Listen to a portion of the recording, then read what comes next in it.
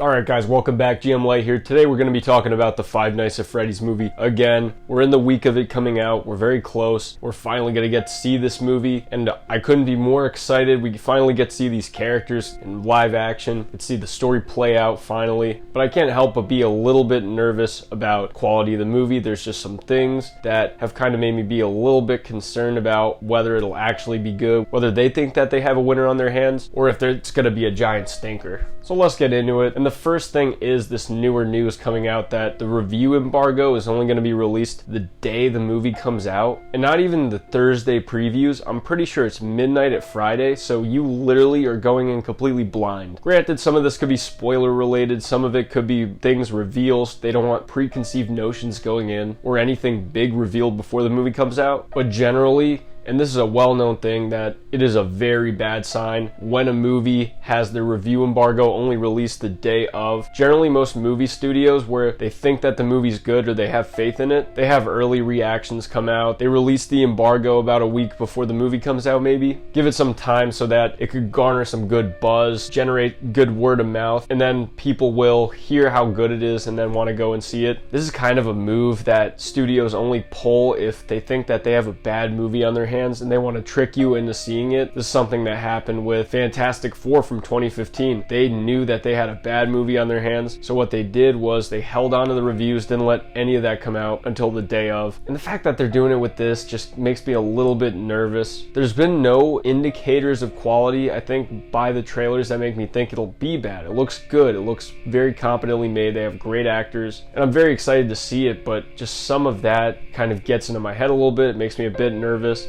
Then on top of that too, the fact that they're doing day and date release on Peacock. Now, this is something that kind of works for me and my benefit. I'd rather be able to relax at home sometimes and watch a brand new release without having to be worried about dealing with people. As much as I love the theater experience, it could be miserable sometimes if you get a bad audience, and PG-13 Five Nights at Freddy's horror movie on Halloween, I think there's potential to have a fun, rowdy audience, but there's also just the potential to have a miserable experience with 13-year-olds on their phones talking the whole time, causing a problem. It could just be really annoying and not worth paying the money to see. So when you have this straight to streaming release and you have the actual option to be able to stay home, be unbothered by other people, you could drink, hang out, go to the bathroom whenever you want, pause the movie. Yeah, it's nice, but it just makes me think though that the fact that they don't want to release it just fully in theaters, unencumbered by a day and date release, I just don't know. And those are pretty much the two big factors that make me a bit concerned about this. Little things too is I hope that we actually get more time with Matthew Lillard than they're kind of showing in the trailers. Hopefully that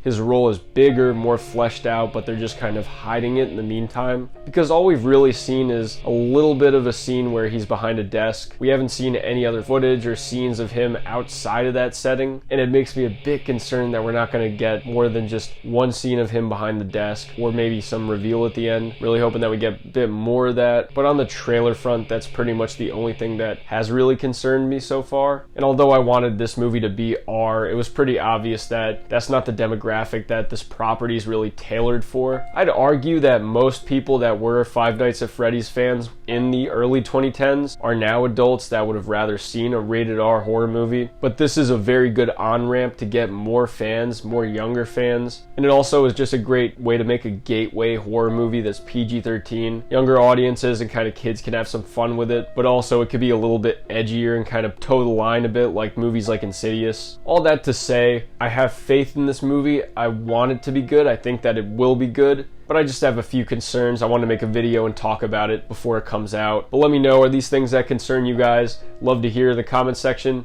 I'm GM Light. Have a good one.